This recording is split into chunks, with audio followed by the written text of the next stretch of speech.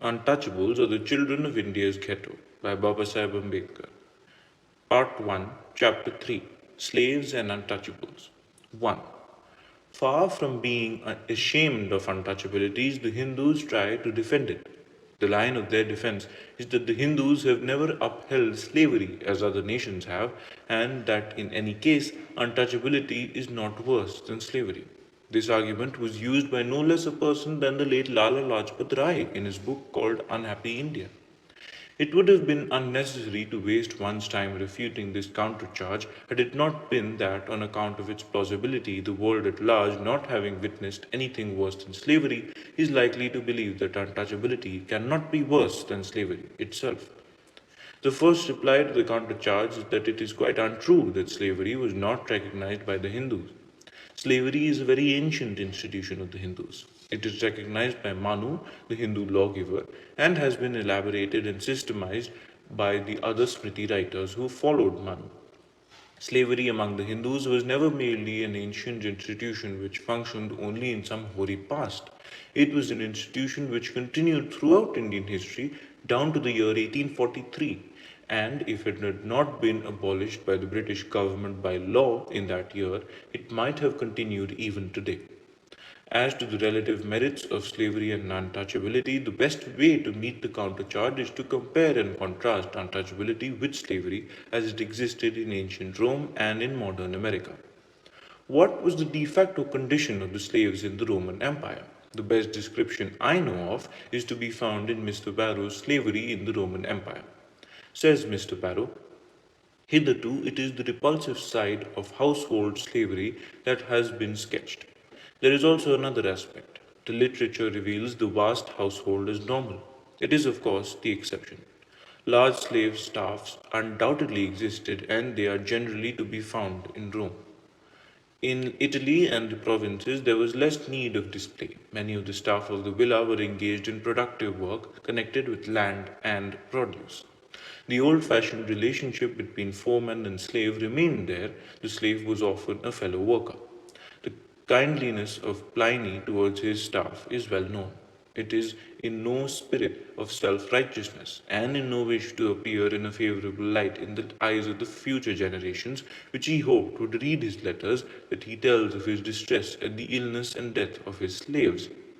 The household or Pliny in the Slaves' Republic. Pliny's account of his treatment of his slaves is sometimes regarded as so much in advance of general or even occasional practice as to be valueless as evidence. There is no reason for this attitude. From reasons both of display and genuine literary interest, the rich families attached to their household slaves trained in literature and art. Clavices Sabinus is said by Seneca to have had 11 slaves taught to recite Homer, Hesiod, and 9 lyric poets by heart. Bookcases would be cheaper, said a rude friend. No, what the household knows, the master knows, was the answer. But apart from such abuses, educated slaves must have been a necessity in the absence of printing. The busy lawyer, the dilated poet, the philosopher, and educated gentleman of literary tastes, and need of copyists, readers, and secretaries. Such men were naturally linguistic also.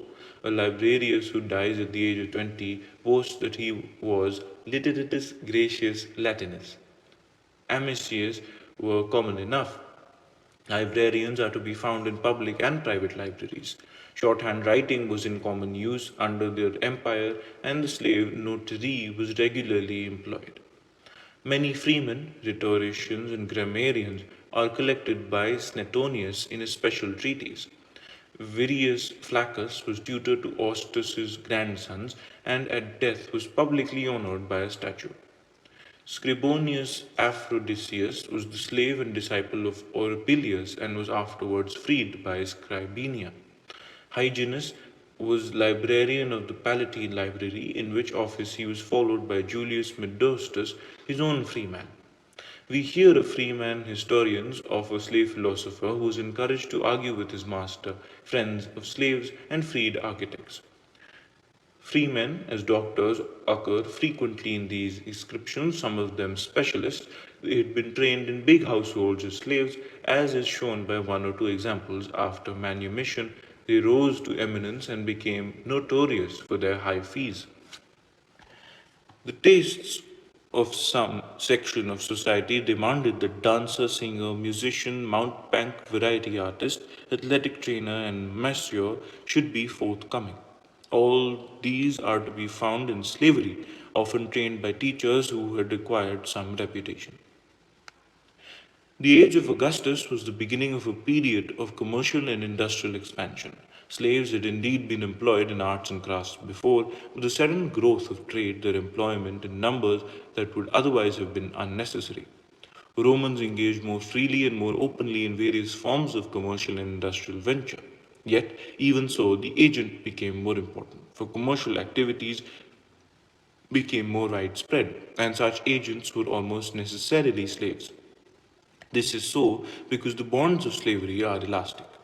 They could be so relaxed as to offer an incentive to the slave to work by the prospect of wealth and freedom, and so tightened as to provide a guarantee to the master against loss from the misconduct of his slave. In business contracts between slave and master, a third person seemed to have been common, and the work thus done, and no doubt the profits were considerable, renting of land to the slave has already been noticed. And in industry, much the same system was used in various forms. The master might lease a bank or a business of the use of a ship, the terms being a fixed return of the slave being paid in a commission basis. The earnings of the slave became in law his peculium was saved it might be used to a variety of purpose. No doubt in many cases this fund was expended in providing food or pleasure, but peculium must not be regarded merely as petty savings casually earned and idly spent. The slave who made his master's business yield profits to his own profit too very often had a keen sense of the best use to make up his own money. Often he reinvested it in his master's business or in enterprises entirely unrelated to it. He could either enter into business relations with his master, from whom he came to be regarded as entirely distinct, or he could make contracts with a third person. He could have even procurators to manage his property and interests. And so, with the peculium may be found not only on land, houses, shops, but rights and claims. The activities of slaves in commerce are innumerable. Numbers of them are shopkeepers selling every variety of food, bread, meat, salt, wine, fish, vegetables, beans, lupin seeds, honey, curd, ham, ducks, and fresh fish. Other deal in clothing, sandals, shoes, gowns, and mantles. In Rome, they applied their trade in the neighborhood of the Circus Mammonus, or the Porticus Trigimimus, or the Esquiline Market, or the Great Mart on the Cavalian Hill, or the Subura. The extent to which the slave secretaries and agents acted for their masters is shown very clearly in the receipts found in the house of Caecilius Judancus at the Pompeii. That the state should possess slaves is not surprising. War, after all, was the affair of the state, and the captive might well be state property. What is surprising is the remarkable use made of public slaves under the empire and the extraordinary social position occupied by them. Public slave came to mean, before the empire, a slave of the state employed in its many offices, and the term implied a given occupation and often social position. The work of slaves of the state, slaves of the townships, and slaves of Caesar comprises much of what we now fall to parts of the higher and the low whole of the lower branches of the civil services and of the servants of municipal corporations, working both with heads and hands. In the subordinate levels of the treasury, there worked a number of clerks and financial officers, all freedmen and slaves. The business dealt with must have been of vast range. The mint, the intermediate head was a knight in charge of the minting processes. A freedman was placed. Under him served freedmen and slaves. From one branch of state service, at any rate, slaves were rigorously excluded except on one or two occasions of exceptional stress. They were not allowed to fight in the army because not thought worthy of honor. Doubtless other motives were present also. It would be a dangerous experiment to train too many slaves systematically in the use of arms. If, however, slaves served rarely in the fighting line, they are regularly to be found in great numbers behind it, employed as servants and in the commissariat and transport. In the fleet, slaves were common enough. The end.